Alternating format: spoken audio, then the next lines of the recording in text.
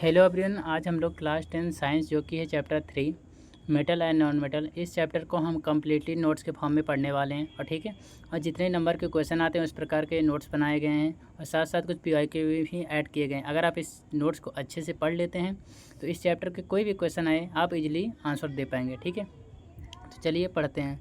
सबसे पहला टॉपिक आता है, जैसा कि नेम ही है मेटल एंड नॉन मेटल, तो हमारा टॉपिक रहेगा सबसे पहला मेटल। मेटल क्या होता है? Metals are the element which can easily form positive ion by losing electron. यानी कि क्या है, मेटल क्या होते हैं? एक ऐसे एलिमेंट होते हैं। एलिमेंट क्या होता है?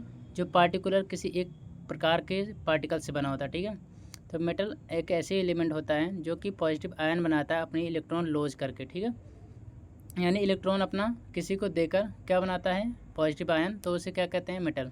ठीक है, एग्जाम्पल कॉपर या सिल्वर। ठीक है, फिजिकल कैरेक्टरिस्टिक ऑफ मेटल क्या है?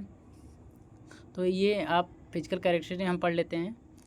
तो सबसे पहले क्या है? Conduction of heat and electricity, यानी कि मेटल क्या करते हैं? हीट को और इलेक्ट्रिसिटी को कंडक्ट करते हैं। ठीक है, और दूसरा क्या है? मेटालिक क्लस्टर, यानी कि मेटल्स में क्या होता है?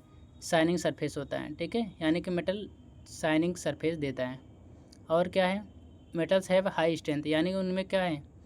अच्छी खासी स्ट्रेंथ होती है। ठीक है, तभी तो हम इनको यूज़ करते हैं मशीन वगैरह बनाने के लिए।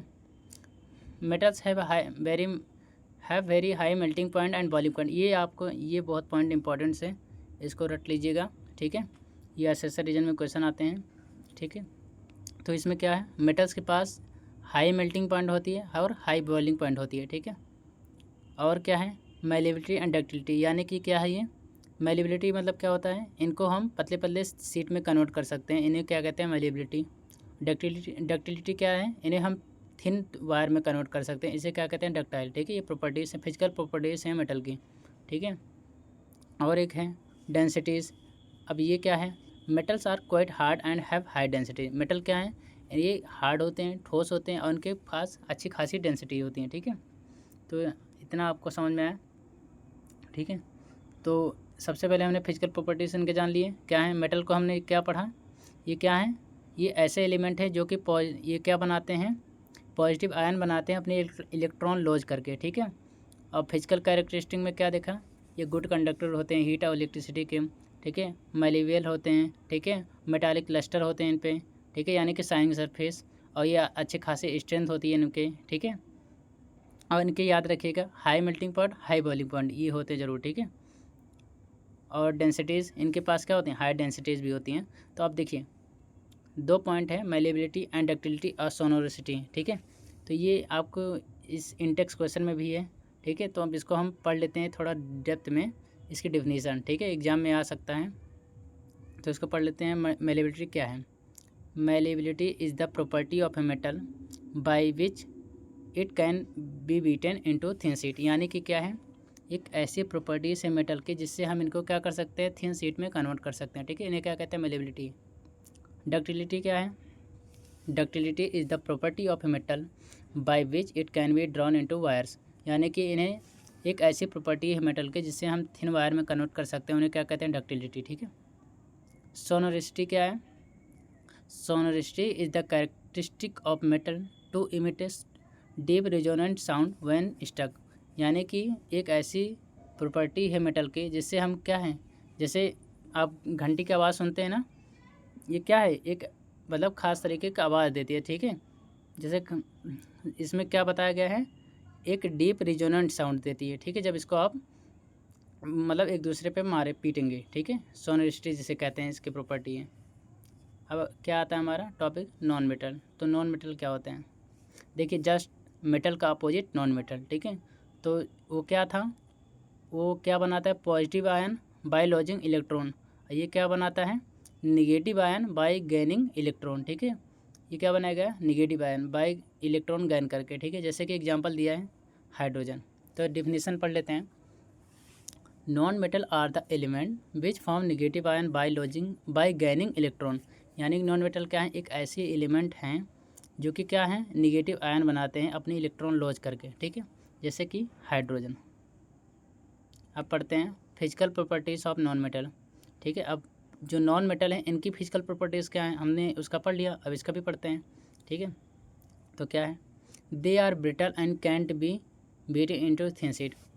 ये क्या होते हैं? ब्रिटल। ठीक है, ये एग्जाम में आता है, ये एसएससी रीजन में क्वेश्चन आता है, ये फर्स्ट पॉइंट। ठीक है, इसको रट लीजिएगा। ये क्या होते हैं? ब्रिटल यानी कड़वे होते हैं और इनको थिन शीट में कन्वर्ट नहीं किया जा सकता। ठीक है, दे आर नॉट डक्टाइल। ये तार, इनको थिन वायर में भी नहीं कन्वर्ट किया जा सकता, डक्टाइल नहीं होते हैं। ठीक है, bad conductor of heat and electricity. ये हीट और इलेक्ट्रिसिटी के बैड कंडक्टर होते हैं। ठीक है, नॉन मेटल आर डल। ये डल होते हैं। ठीक है, यानी कि चमकीला नहीं होता, शाइनिंग सरफेस कोई नहीं होता। और लो melting point and boiling point, इनके क्या हैं? नॉन मेटल के लो मेल्टिंग पॉइंट होते हैं और बॉइलिंग पॉइंट होते हैं। ठीक है, और लो डेंसिटी होती है इनकी, और मे बी सॉलिड, लिक्विड और गैस। ये सॉलिड भी हो सकते हैं, लिक्विड भी हो सकते हैं और गैस भी हो सकते हैं। ठीक है, तो फिजिकल प्रॉपर्टीज हमने नॉन मेटल की क्या जाना? ये ब्रिटल होते हैं यानी कड़वे होते हैं, इनको डक्टाइल नहीं होते हैं यानी कि तारों में नहीं कन्वर्ट कर सकते। ये बैड कंडक्टर होते हैं हीट और इलेक्ट्रिसिटी के। ये डल होते हैं, कोई शाइनिंग सरफेस नहीं होती इनके ऊपर। ठीक है, और साथ साथ लो मेल्टिंग पॉइंट होते हैं और बॉइलिंग पॉइंट होते हैं। ठीक है, और लो डेंसिटी होती है इनकी, और साथ साथ ये सॉलिड, लिक्विड और गैस में भी हो सकते हैं। ठीक है, तो अब पढ़ते हैं इस चैप्टर से इम्पोर्टेंट पॉइंट्स। देखिए, ये केमिस्ट्री है, यहाँ पर एक्सेप्शन बहुत ज़्यादा मिलेगा। ठीक है, तो आपको ये सबसे इम्पोर्टेंट टॉपिक है, इसको ये पूरा यहाँ से इसको रट लीजिएगा। ठीक है, तो पढ़ते हैं, एक एक हम समझते हैं। सबसे पहला क्या है? Gold and silver are more malleable metal. तो सबसे मैलेबल मेटल क्या है? गोल्ड और सिल्वर, याद कर लीजिएगा। ठीक है, gold is the most ductile metal. Gold क्या है? एक सबसे डक्टाइल मेटल है। ठीक है, इसमें बुक में दिया गया है 1 ग्राम गोल्ड से आप 1 किलोमीटर की तार तक बना सकते हैं। सोचिए, इतना डक्टाइल होता है। ठीक है, और क्या है? The best conductor of heat are silver and copper. Best conductor जो हीट की होती है क्या है? सिल्वर और कॉपर। ठीक है, mercury is a metal exist as a liquid at room temperature. Mercury एक तो मेटल है, देखिए एक्सेप्शन है ना, मरकरी एक मेटल है जो कि एक लिक्विड स्टेट में एक्सिस्ट करती है रूम टेम्परेचर पर। ठीक है, तो जो कि हम जानते हैं कि वो मेटल क्या होते हैं? सॉलिड होते हैं, लेकिन यहाँ पर एक एक्सेप्शन लिक्विड भी है। ठीक है, मरकरी। गैलियम एंड सीजियम है वेरी लो मेल्टिंग पॉइंट। ठीक है, गैलियम और सीजियम के क्या है? बहुत कम मेल्टिंग पॉइंट होते हैं। और क्या है? This two metals will melt if we keep on our palm. ठीक है, जब गैलियम सीजियम के बहुत लो मेल्टिंग पॉइंट होते हैं, अगर आप इसको हाथों पर रखेंगे तो ये पिघलने लगते हैं। ठीक है, iodine is a non metal but it is lustrous. Iodine एक नॉन मेटल है। ठीक है, लेकिन ये क्या है? लस्ट्रस है। देखिए एक्सेप्शन है। ठीक है, नॉन मेटल होने के बावजूद भी इसमें शाइनिंग सरफेस है। ठीक है, diamond and allotrope of carbon is the hardest natural substance and has a very high melting point and boiling point. Diamond क्या है? एक एलोट्रोप है कार्बन की। ठीक है, ये सबसे हार्डेस्ट नेचुरल सब्सटेंस है, याद रख लीजिएगा। ठीक है, उनकी सबसे हाईएस्ट मेल्टिंग पॉइंट होती है और बॉइलिंग पॉइंट होती है। लेकिन डायमंड क्या है? एक नॉन मेटल है, जो कि हम जानते हैं कि मेल्टिंग पॉइंट हाई होती ही नहीं है, बॉइलिंग पॉइंट होती ही नहीं है इसकी, नॉन मेटल की, लेकिन एक्सेप्शन है। ठीक है, और साथ साथ ग्राफाइट एक another allotrope of carbon is a conductor of electricity. Graphite के क्या है? एक एलोट्रॉप है कार्बन का, ये गुड कंडक्टर होता है इलेक्ट्रिसिटी का। ग्राफाइट जो आपके पेंसिलों में लगा रहता है वो ग्राफाइट है। ठीक है, अब अल्काली मेटल्स क्या हैं ये देखते हैं। Alkali metal lithium, sodium, potassium are so soft they can be cut with a knife. They have low densities and low melting point. Alkali metal ऐसे मेटल होते हैं जिनकी क्या हैं? लो डेंसिटी होती है, लो मेल्टिंग पॉइंट होते हैं। ठीक है, जैसे कि लिथियम, सोडियम और पोटेशियम। ठीक है, समझ में? मेटल्स जैसे कि लेड और मरकरी, ये पुअर कंडक्टर होते हैं हीट के। ठीक है, लेड और मरकरी क्या हैं? पुअर कंडक्टर होते हैं हीट के। आप इसको अच्छे से याद कर लीजिएगा, यहाँ से कई प्रकार से भी क्वेश्चन बन सकते हैं। ठीक है, अब आता है हमारा reaction of metals with water. ठीक है, अब देखते हैं जब मेटल रिएक्ट करती है वाटर के साथ तो क्या बनाती है। Metal react with water and produces a metal oxide and hydrogen gas.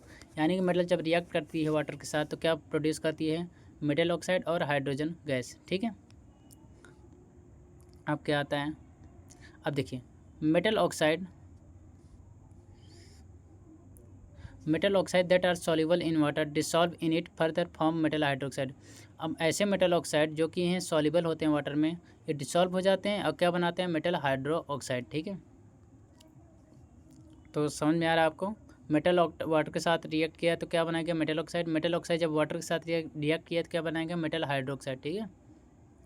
Metal like potassium and sodium react violently with cold water. In case of sodium and potassium, the reaction is so violent and exothermic that the evolved hydrogen immediately catch fire. हमने क्या पढ़ा, metal जैसे देखिए sodium और potassium highly reactive metal होते हैं। ठीक है, ये बहुत तेज़ी से कोल्ड वाटर के साथ रिएक्ट करते हैं। ठीक है, और जब सोडियम और पोटेशियम रिएक्ट करते हैं, ये कौन सा रिएक्शन होता है एक्जोथर्मिक। जब आप रिएक्ट करेंगे ना तो देखिए हीट इवॉल्व होते हैं। ठीक है, और हाइड्रोजन गैस भी इवॉल्व होते हैं। ठीक है, और ये तुरंत फायर भी कैच कर सकते हैं। आप इसकी इक्वेशन ज़रूर याद कर लीजिएगा। ठीक है, ये कैसे लिखा जाएगा एग्जाम में आ सकता है। तो पोटेशियम जब H2 के साथ रिएक्ट किया क्या बनाएगा पोटेशियम हाइड्रोक्साइड। ठीक है, और प्लस हाइड्रोजन गैस और हीट रिलीज होगा। किस टाइप की है रिएक्शन, ये हमारा कौन सा रिएक्शन है एक्जोथर्मिक रिएक्शन। ठीक है, अब क्या है the reaction of calcium with water is less violent.